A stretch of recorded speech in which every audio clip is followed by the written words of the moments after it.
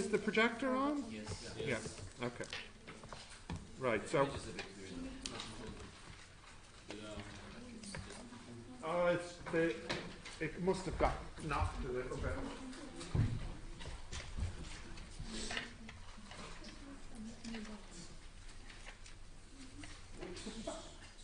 Don't turn off. No, please wait. Okay, so last time we were looking at hypothesis testing. So now we're continuing a little bit along those lines. Goodness of fifths. Now this is probably from a medicine science point of view. This is probably the most important one for any kind of research or papers you might be reading.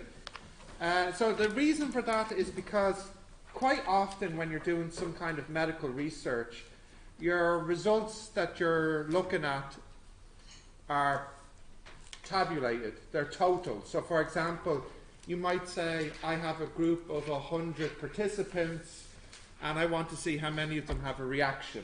So, you know, I have 100 participants and I want to see how many of them recover within a week. You know, so it's actually the most common type that you would have in a medicine context, okay? So before we look at any kind of medical example, let's just get the idea behind this lesson with a simple example with a coin. So this is called, well, it's actually called chi-square tests. Now, also, reactions and remarks count as half a question. So that's two, so that's one question now used up, okay? So, yeah, I suppose it is in a way, yeah, but with no words, so it counts as half a question, alright? Good, okay. So, chi-squared. I'll give you an example. Imagine we flip a coin and we tabulate how many heads and tails we get. So, for example, here's our results. Here's heads, here's tails. And let's just suppose we flip it 10 times. And we get heads 6 times, and we get tails 4 times. Now, from this result, suppose I have a hypothesis. My hypothesis is the coin is fair. Do you think this table would support or contradict this hypothesis that it's a fair coin? It's support, right? Because after all, it's not too different from what you would expect. In fact, what were you expecting? 5 and 5. And what did you observe? 6 and 4. Okay. Now this is a very simple example, but it gives us the basic idea. We have two things we're looking at. We have an expectation. We expect to get certain numbers, and then we observe certain numbers. Yeah? Okay. So we'll have a look at a bigger example now, but that's a simple little example.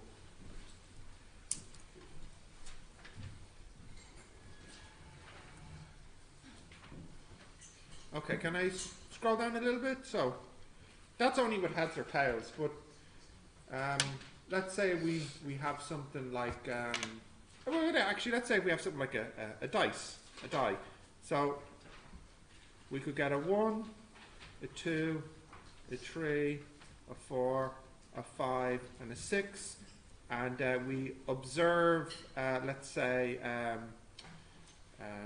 5, 4, 4, 5, 6, and 6 of these. Okay, so how many is that altogether? That's 12, 17, is it? 17, 17, what is it? 21, 25, 30, is it? Okay, so there's 30 observations here. How many of each number were you expecting? So if you roll a die 30 times, how many ones would you expect to get? 5. That's 1/6 of the time. So you were kind of expecting to get 5, 5, 5, 5, 5, and 5 here. Yeah? Okay, so now let's just look at it.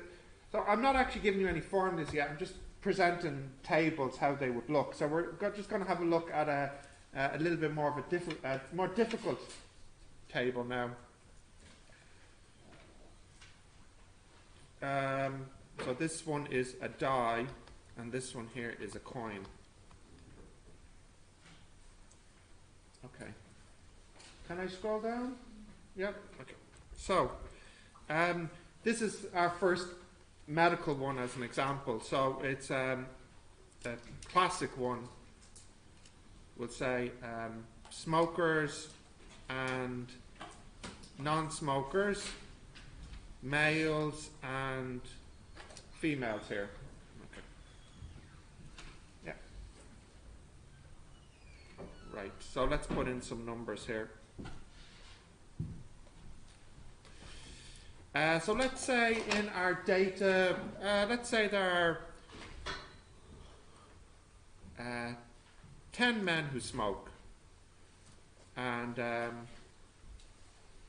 5 men who don't smoke. And let's say there are 5 women who smoke and 5 women who don't smoke. Okay, and my hypothesis, and I want you to tell me in a moment if you think this data supports the hypothesis. My hypothesis is that men smoke at a higher rate. So in other words, if you're male, you're more likely to smoke. As an example. Now, really, that's not quite my that's really more my alternative hypothesis, because the innocent null hypothesis would be everyone smokes at the same rate. So, do you think this table corresponds or supports this hypothesis? Yeah. Now, what's the reason though for it? It's because of the percentages. So, for example, here. 10 men smoke and 5 men don't. So what percentage of men smoke? Yeah, what's that? It's 67%. Okay. How many women smoke? 50% do and 50% don't. So this would seem to support, yeah? Say again? Oh yeah, sorry. What the heck? Yes, men smoke at a higher rate. Thank you. So we could see from this table that we can believe that the rate of smoking among men is higher, because we have to look at the percentage. Now, what's maybe a little bit more difficult to do here, so this is our table of observations, and now we need to get our table of what we expected to see. Now that's actually a little bit harder to do because it's not so obvious here, but we can think about it and work it out. So one thing that's nice to do here is to write down the totals. So how many men did I have altogether? 15. And how many women? 10. And how many smokers? 15. And how many non-smokers? 10. And in total in this group, how many were there? 25 people. Okay. Now, let's suppose for a moment that being male or female did not affect the rate at which people smoke. So it didn't actually matter if you were male or female, you smoke at the same chances regardless. So how many smokers do we have in total as a percentage? We have 15 over 25. What's that? That's 60%, isn't it? Yeah? So 60% of people smoke. How many men do we have? We have 15 men. And how many women? 10 women. So, if 60% of our population smoke, and it doesn't matter if you're male or female, then it stands to reason that 60% of male we expect to smoke, and 60% of females we expect to smoke. You know? If everything is supposed to be proportional. So I'll just say that again. Here we have 15 out of 25 smokers, 60% of the total population smoke. So if 60% of the total population smoke, we expect that within the men 60% smoke and within the women 60% smoke. So we need to get 60% of 15. So what's that? 6 tenths, 3 fifths, 9, is it? Is it 9? 60% of 15 is 9? 9? Yeah. And then non-smoking men? 6. Okay. And there are 10 women. We expect 6 of them, 60% of them to be smokers. So how many is that? 6. And non-smokers would have to be 4. Okay. Now, when you write it like this, you might start to question this hypothesis here. Because when you look at what you observed and what you expected, in this table here, this is if everybody smokes at the same rate regardless of gender. We expected to see 10 men who smoke. And how many did we get? Oh, sorry, I meant to say we expected to see 9 men who smoke. And how many did we get? We got 10. We expected 6 men to not smoke. And how many did we get here? 5. Likewise, we expected 5 women to smoke and we got 6. And we expected 5 women to not smoke and we got 4. So now we're not so sure about this. We were, just a sec, we were convinced perhaps that men smoke at a higher rate. But now, as we think about what we observed and what we expected, we're not seeing much of a difference. A bit like earlier, when we expected to get 5 and 5 and we got 6 and 4, you know, we don't think there's anything unusual now. Yeah, go ahead. For this example, isn't it better if your observation is higher than your expectancy? No, it doesn't. It doesn't matter if it's 1 over or 1 under. It's the same. It's the same difference then. Okay. So what we need to look at this morning is there a mathematical way to test if these are different enough to this to actually say, oh, we can reject the hypothesis or not. So let's look at how we can do that, and we'll go back to the first example to keep it simple. So we'll go back to the coin as our first example. What did we say? Heads here, tails here. We observed 6 and 4, but we expected 5 and 5. Okay, there's this thing we can calculate called the chi-squared. And basically the simple way to explain this is the chi-squared tells us how different we are between what we observed and what we expected. Okay, so the calculation here, I think I have the, no, I don't actually have the formula here. It might be in your formula book. Can I just check that I can show you what page it's on? It's on page 7? Are you sure? Where the hell? Oh, yeah, sorry. Yeah. If you look under on page 7, you can see the formula I'm about to use. It's near the top, chi-squared. So what you do, it's the difference between what you observe and what you expected squared over what you expected. And you add that all up. Okay, so the first one, what did we observe? 6. And what do we expect? 5. So what's the difference? 1. 1 over what? 1 squared over what you expected, which was 5. Okay. Next one, what did we observe? 4. And what do we expect? 5. The difference is 1 squared. Yeah, minus 1, which when you square it is the same thing, over 5.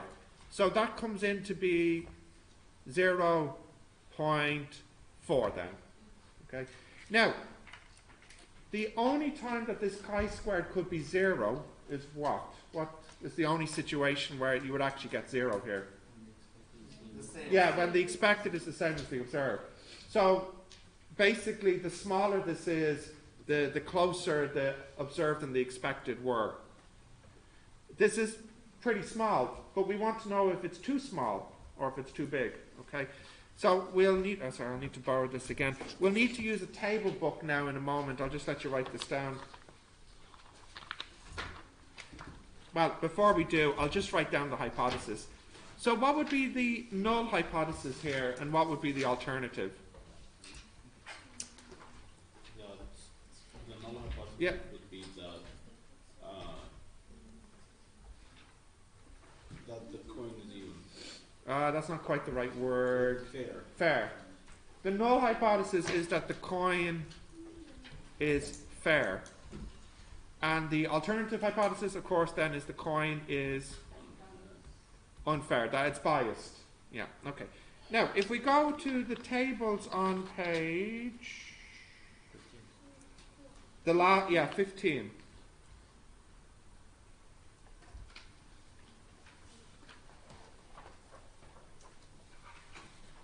Page 15. Now, you see up the top, you have probabilities. Can you see that? We usually do our test at what level of rejection or acceptance? Do you remember the critical percentage? When do we reject? At what percent? 5%. So if you look up the top, you see where it says 0.05? Yeah. Then you need to go down to something called the degrees of freedom. Now I'll show you how to calculate the degrees of freedom. Please watch carefully. So you look at what you observed. How many heads did you observe? 6. And how many tails? 4. The degrees of freedom is how much of your data can change, right? So it might look like the degrees of freedom here is 2, because this number could have changed if you did this experiment again, and this number could have changed if you did this experiment again. But actually the degrees of freedom is only 1. And the reason for that is because when this number is set, then there is no freedom in this number. For example, if you did this experiment again, and this was a 7, this could not be a 10, because you're restricted as you only are doing it 10 times. So the degrees of freedom is how many boxes in your table could possibly change if you were to repeat the experiment. So it's not 2 boxes, it's actually only 1. So as a rough rule, it's usually the number of boxes minus 1. Like I give you with the coin here. Oh, where's my... It's gone back up here. With the die. So if you roll a die 30 times, and then you did the experiment again and rolled it 30 times, really only 1, 2, 3, 4, 5 of these numbers have any freedom, because the last number is forced to make the total 30. So the degrees of freedom for this one would be 5.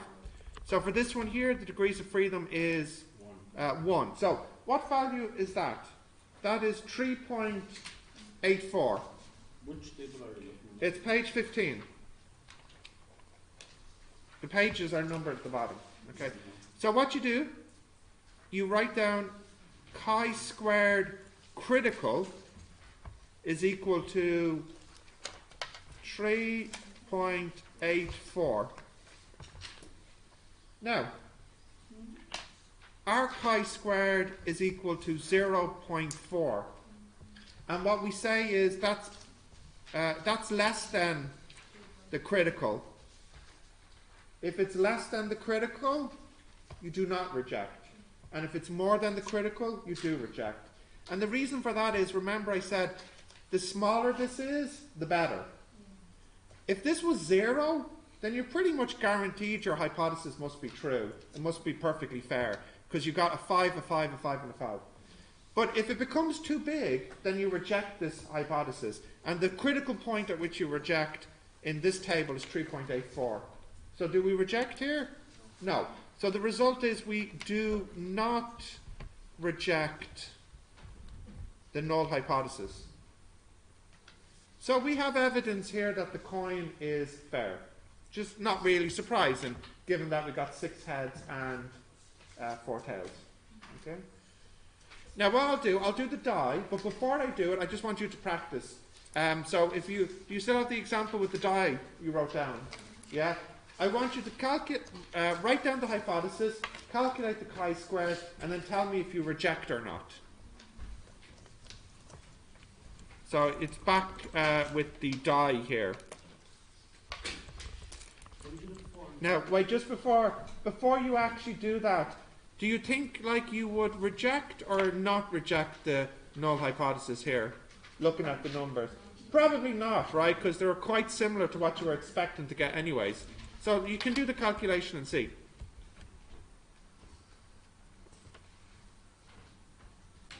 Would we also To the... Which one? You need to write down the die. Does everyone have this one? Yeah. Yeah, okay. Here's the data here, Savvy.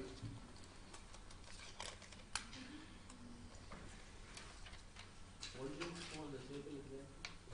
Where did I what? What did you look for in the table? Up the top you look for 0.05. And then you go down to 1 degree of freedom, so that's the first row. Yeah, yeah. If you get a negative, the square will get rid of it. Yeah. If you get a negative, Yeah. you couldn't possibly get a negative. No, I mean when you're doing the chi-square. Oh, it doesn't matter because you're squaring it, so it doesn't matter. This actually answers your question earlier about if it's better to be over or under. The formula doesn't care either way.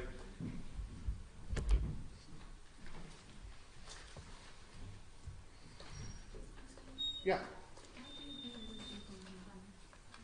0.05 is just a standard percentage used in research. So there's no rule that says it has to be 0.05. It's just like a convention, if you know what I mean.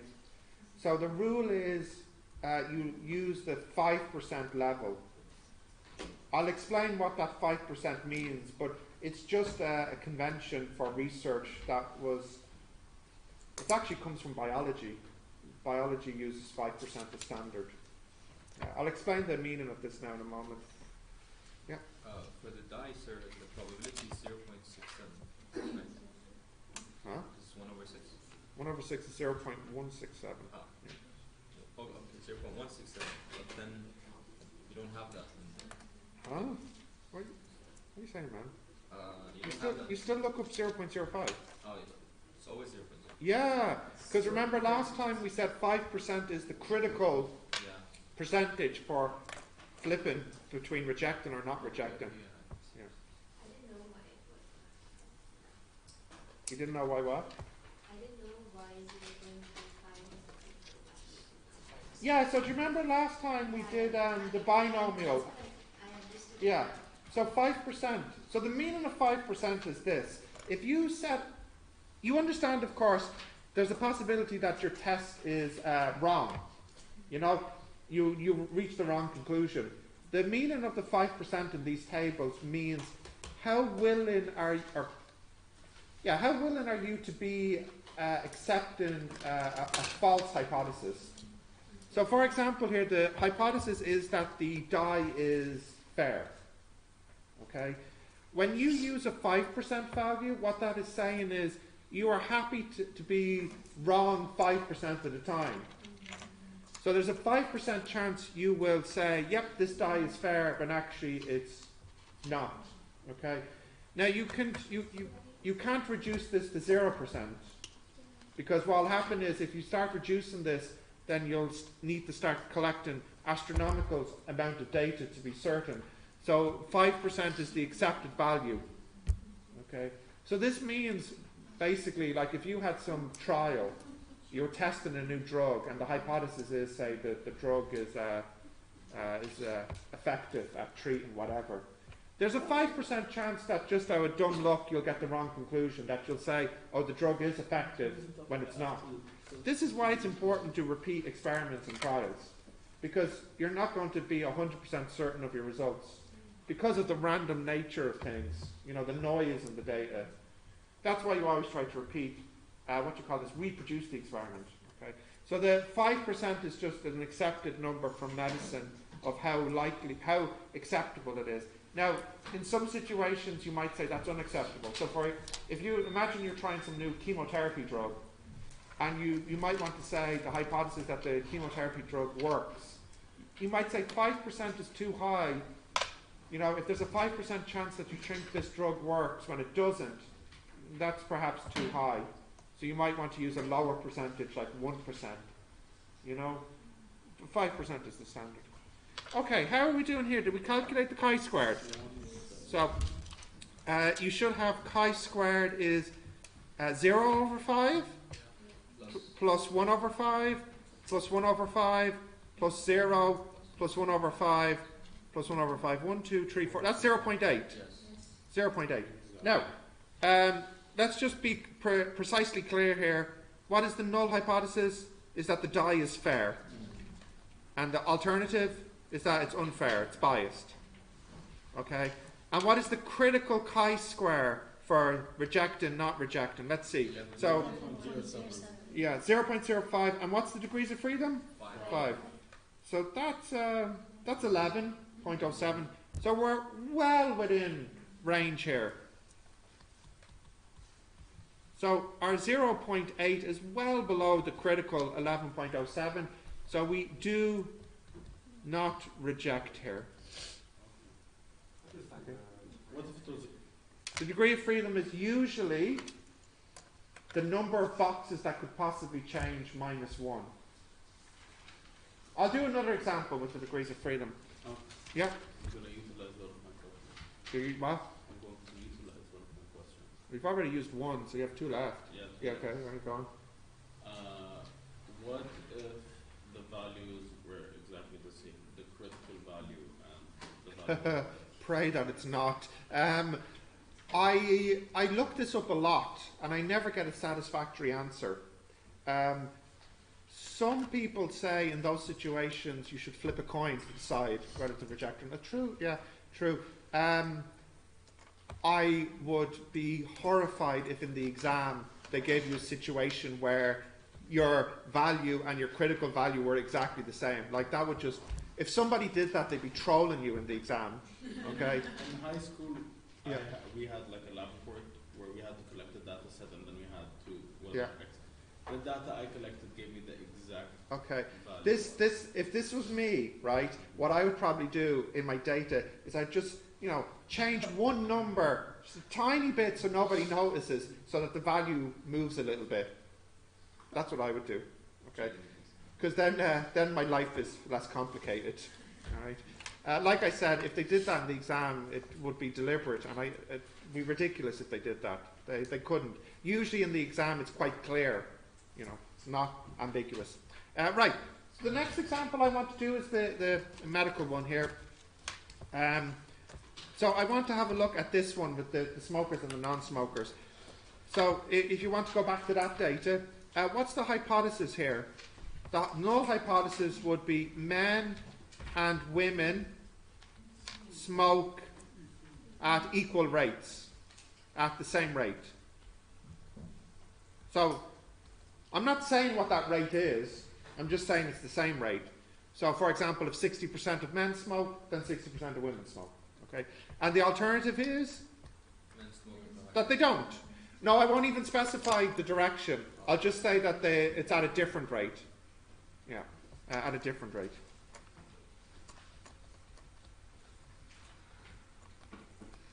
Okay, let's calculate the chi-squared. So what's going to be the first one? It'll be the difference between observed and expected. The difference between 10 and 9 is 1 over 9, isn't it? Yeah. Plus 1 over 6 plus 1 over 6 plus 1 over 4. In every example it's been a 1. Yeah. So can we just add that up and get a decimal, please? What would it be? 1626, 1/3, 1/4, 0. It's about 0.9. Is it 0.95, something like this?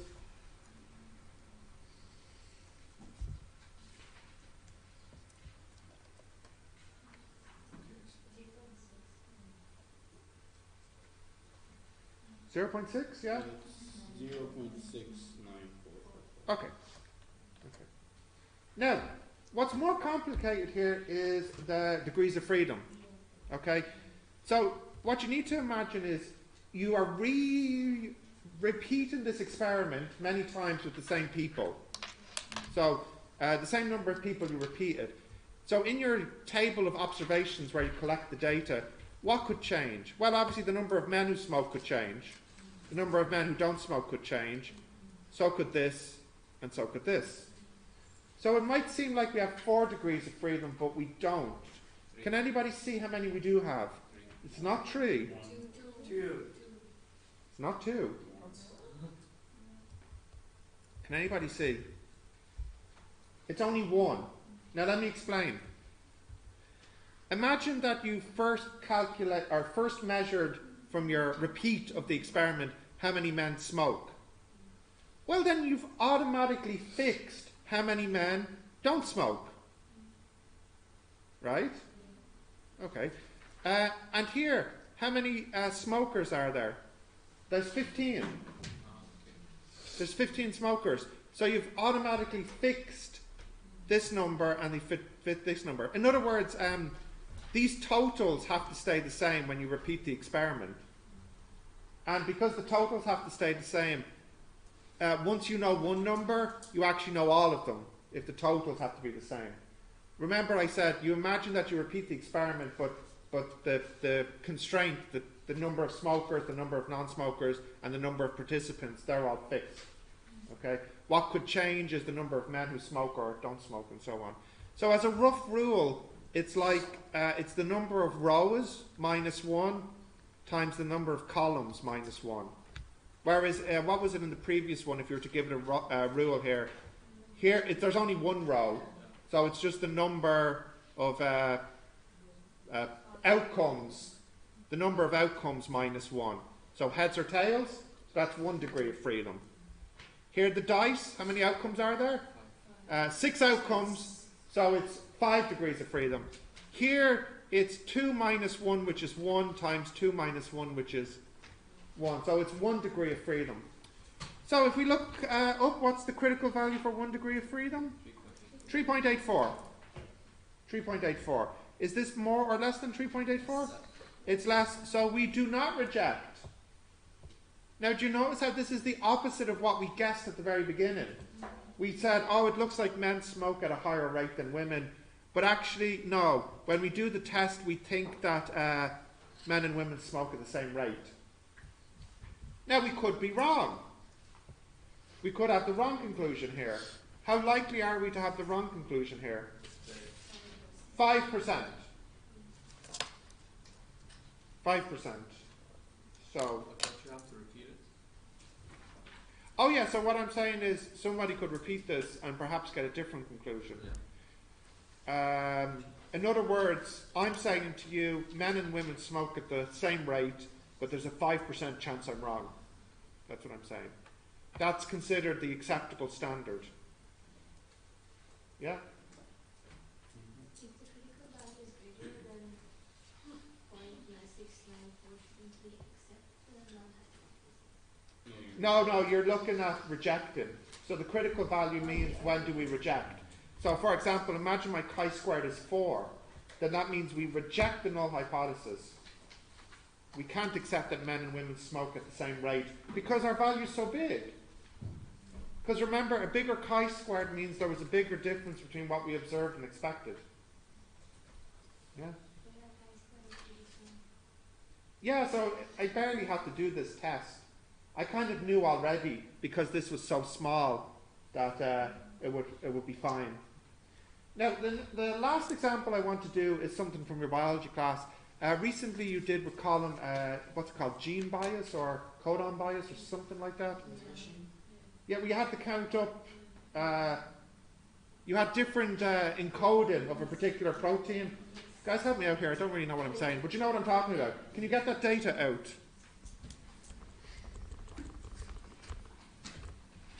Sorry, you haven't seen how I was using this. So what you do is, there's the probability, oh you have it there, yeah, it's 0.05 and 1 degree of freedom, so that's the 3.84. So really in the exam, you're only ever using this column, because they always say 5%, or at least they should. It's the standard, okay? Oh, great, thank you.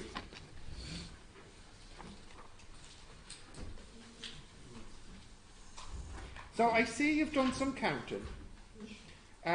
Okay, so this is exactly the type of thing that you might have to do in a paper in the future, where for some genetics class, you're given some data. Now, just refresh me of the idea here. You have a particular protein, and there's, 4 different ways to encode the protein. And different animals, different species might have a bias or a preference to a particular way to encode it. The But first... we know the start. Hmm? We know the start. What do you mean? We always count from the start. You always count from the start. That seems like generally good advice. Yeah, But, I'm not sure what you're saying. The start is AUG. You look for an AUG. You look for an AUG codon, and that's Yeah. the start. That's where you start. That sets your frame. Okay. How important is that for the maths problem? I don't know. 100% irrelevant. Absolutely crucial. Well, okay. I suppose since you're counting, you need to know when to start counting. Okay. So I see you have it here. Is this the same for everybody? In the first one, you were counting up how many CCU, CCC, Yeah, we're making it what's it, CCG, Yeah. and CCA. Yeah. Okay. So you have CCU, CCC, CCG, and CCA. So here we got 8 of these, was it? 13, 3, and what's this last one? I can't make it out. Is it 5? Can I see? Is this your one? Yeah. Okay, can you pass that back to him, time, Angela? Well, you all should have the same numbers, right? Yeah, that's a 5. 5. Yeah? Yeah. And what's the total? 29. 29. Okay. Total 29. Now, before I continue, it's perhaps worth writing down what's the degrees of freedom for this data? 4. No. 3. Oh, okay. Yeah? You're counting 4 things that should total up to 29. Once the first 3 values have been set, you have no freedom on the 4th. Okay. So what is the hypothesis here? Well, what is the most innocent hypothesis here? Yeah, so how can we just make that as a statement? Like a biological statement? Yeah. So you'd say no bias in whatever the heck these are called. Codon. Like this? Yeah. Okay, and then the alternative is that there's a bias.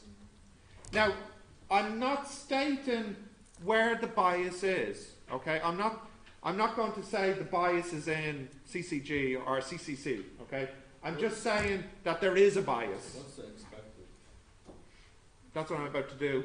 Now you see, you've just used up your last question because you couldn't wait for me to do it. You see? This is what I'm saying. So you'll have to wait.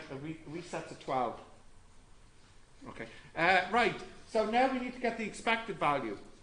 So if you have 29 and there's no bias, you know, you would expect the same amount of each.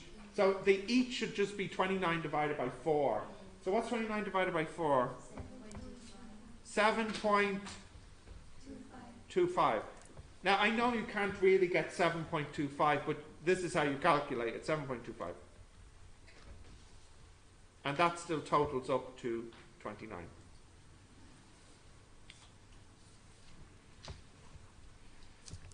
Now, before we do the calculation, did Colin make any conclusion on whether this data supports a bias or not?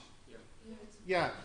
It's kind of looking like it, but you know, it's not 100% convincing because here we were expecting about 7 and we got 5. Here we were expecting about 7 and we got 3. Okay, that's a bit off.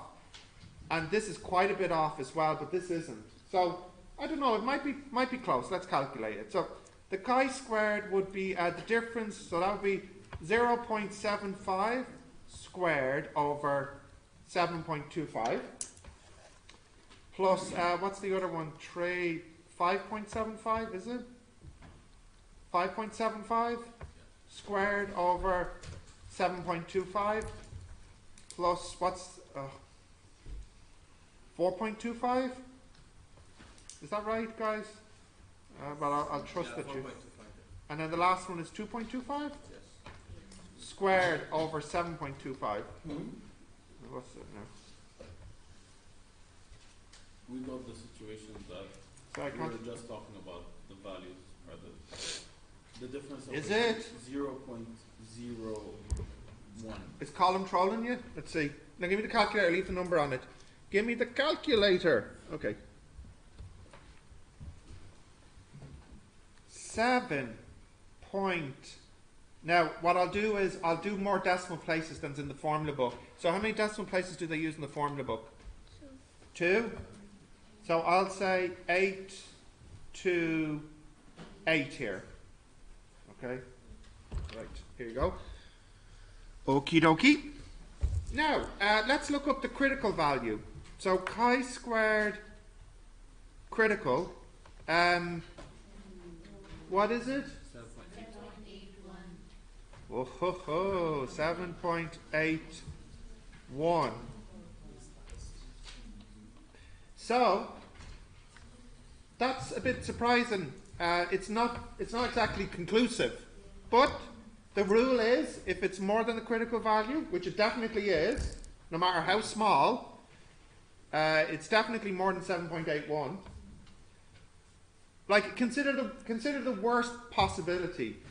The worst possibility is that this should have been rounded up in the table book as 0.82.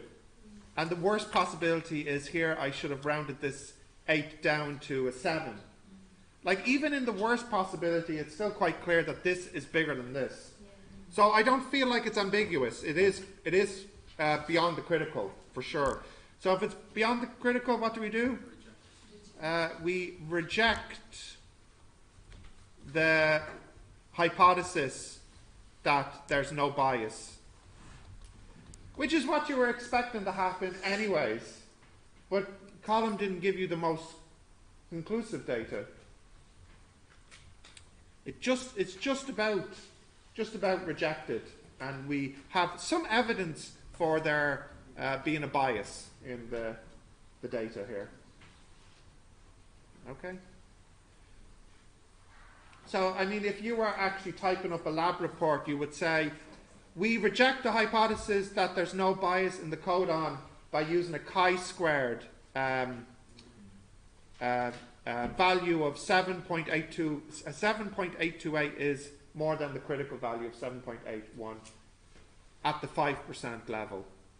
You know, this is you don't have to worry about writing that, but when you do your reports next year, you know, they'll give you the sentence structure for how to write this in your report as a sentence. You know, there's a particular style to it.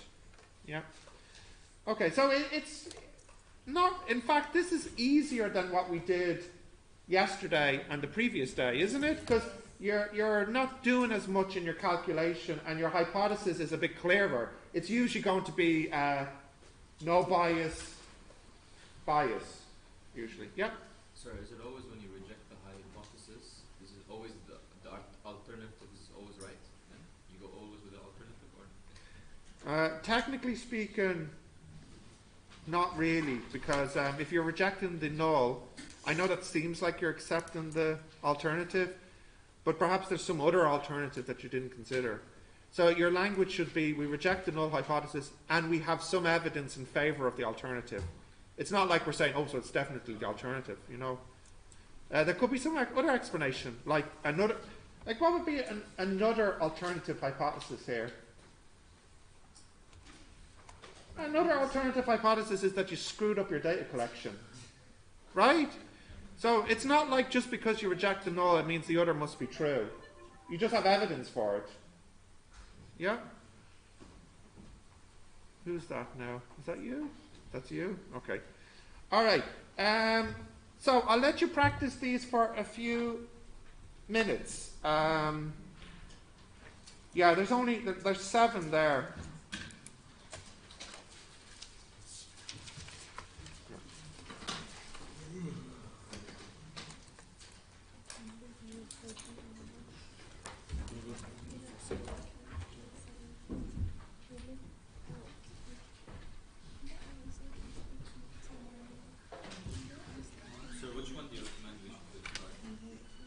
Really, like in the exam, I've seen questions like 1 to 6. I've never seen them give a question where you have a row and a column. They keep it more straightforward, like 1 to 6, where it's, you know, a coin or a die or something like that. So, sorry, is it always, is the degrees of freedom always the number of blocks minus 1? Yeah, if it's only one row, yeah. Well, Young Peng, I can imagine some weird examples where maybe that's not true, but as a rough rule, it's mostly true.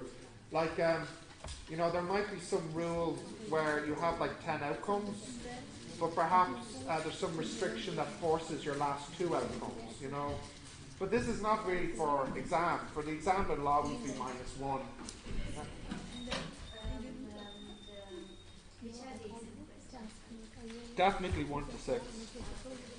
Because in the exams, they always, Angela, they always give like a table where, you know, a common exam question is you have a die, or you have a coin, or, you know, it's usually a single row of data.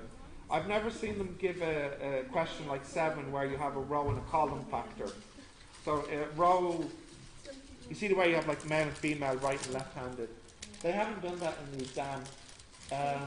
The name of this type of table, when it's a row and a column, is called a contingency table.